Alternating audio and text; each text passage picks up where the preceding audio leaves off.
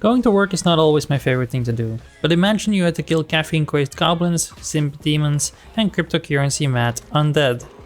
Now imagine having to do that without pay. Luckily you don't have to imagine doing it without any help. I'm Epokk from Indie Game Guides, and today I present to you my 9 beginner tips for going under.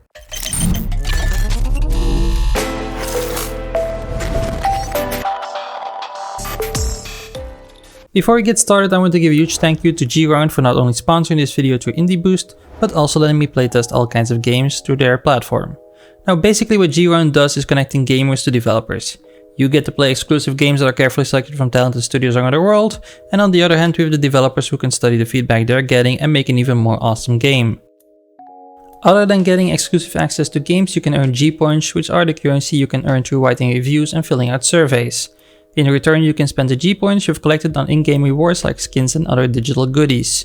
The most active playtesters will be invited to offline events where you can meet the community and help decide which games get added to the platform in the future. At these events, you may also meet some of your favorite content creators who have partnered up with G.ROUND. So if helping developers by playtesting exclusive games and getting in-game goodies sounds like something you'd be interested in, be sure to check out G.ROUND through the link in the description down below.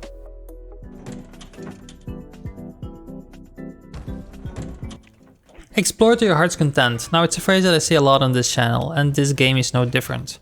You never know which weapons are hidden away in the next room. Maybe an opportunity to get some health back. Did you already find a shop on this level? You should already be exploring the level for another skill alone, as they impact the game massively. Just do yourself a favor and just be sure you have explored every room before you start the last fight in the room, at least to the next level.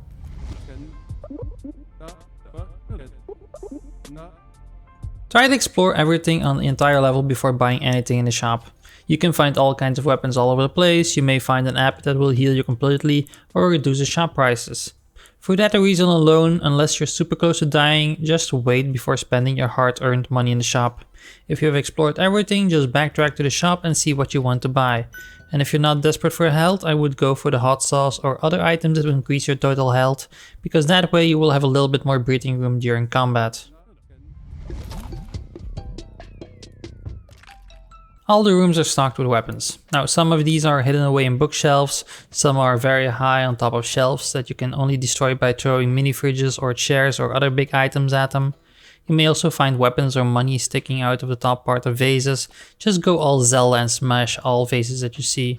And if you see any cardboard boxes laying around, now there are 3 specific kinds. The brown ones, which are basically junk, the red one who explodes when hit, and the one that says cubicle, which holds weapons, food or cash. As the quests improve the mentorship of your colleagues, it's very important that you're always doing all quests that you can. Now each time you die, check out all the NPCs. If they have a dark blue dialogue box next to their head, they'll have a quest for you.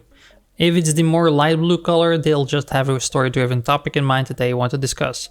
Now you may just brush this off as another role-playing dialogue that isn't for you, but you really should still be talking to them.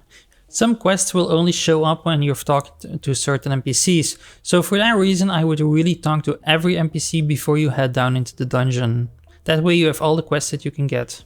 Before we move on to the next tip, I want to quickly mention that you can always hit me up on Twitter, and also be sure to check out our Discord community in the description down below, as it is steadily going to become a home for more than a few indie game enthusiasts. And if you want to have a vote on which indie game gets featured next, be sure to subscribe, because we often organize open questions and do polls to decide which game gets a series of guides next. Now with that out of the way, let's move on.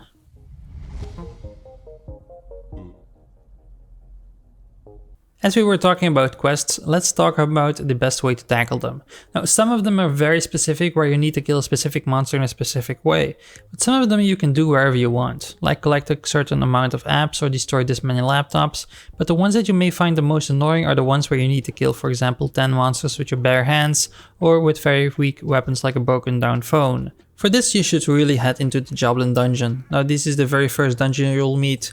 The beginning monsters there move in very predictable ways, and they don't have moves that can't be interrupted or place them out of reach. That way the challenges become a lot easier to complete in the way that was asked by the quest giver.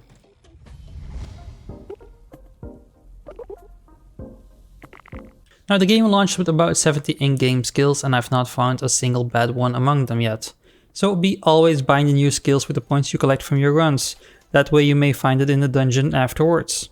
And if you encounter a choice between two skills, so if you're not specifically going for a full run, just take the one that hasn't been endorsed yet, because as soon as it reaches 100% you can pin it prior to beginning a run and use that one from the very start. I know that you're not playing Pokemon, but don't you want to catch them all?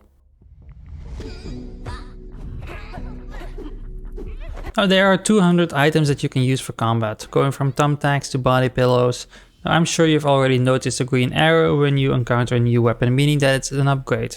But some of them aren't just better in pure damage, they will also increase other stats like critical strike chance or attack speed. And if you're lucky enough, you can find an app called Upgrade that will just give a random stat increase to any weapon that you are wielding.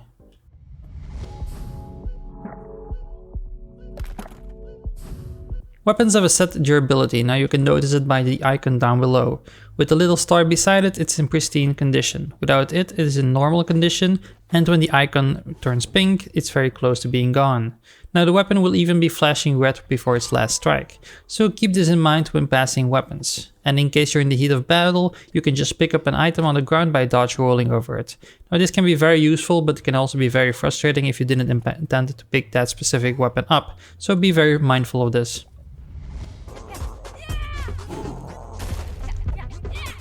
Most weapons are purely made for hitting monsters in the face, but some of them are a little bit different. Think of the tablet pen that can electrocute anyone, even bosses. You can place enemies and furniture on fire with torches, and you can even cook your sandwiches with torches for increased health gain.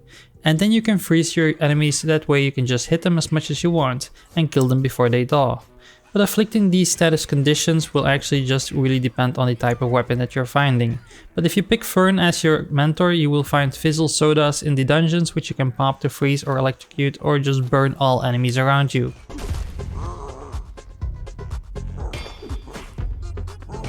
And that is pretty much it. Now if you found this guide useful, be sure to give the video a thumbs up, and if you want to see more content like this one, consider subscribing. We publish 3 guides like this one every week, and would love to get your input in our open questions and polls in the community page. I want to thank you for watching, and I'll see you in the next one.